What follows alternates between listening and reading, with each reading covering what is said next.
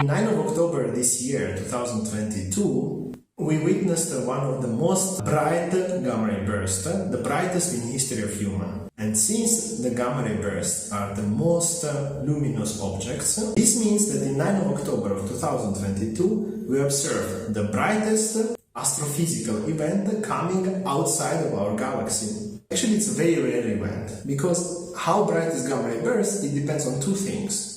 How distant it is from us, so it's more far away, less light arrives to us. And the second reason, the gamma ray bursts are very specific explosions. So there is a jet looking at you. If this looks exactly at you, you see more light. If it's a bit looking outside of you, you see less bright events. So this was a rare combination of very nearby explosion which was looking directly at you. If it was, let's say, 10 times brighter, this would cause enormous problem for life. We were lucky that this gamma ray burst was still far away, that didn't destroy life in our planet.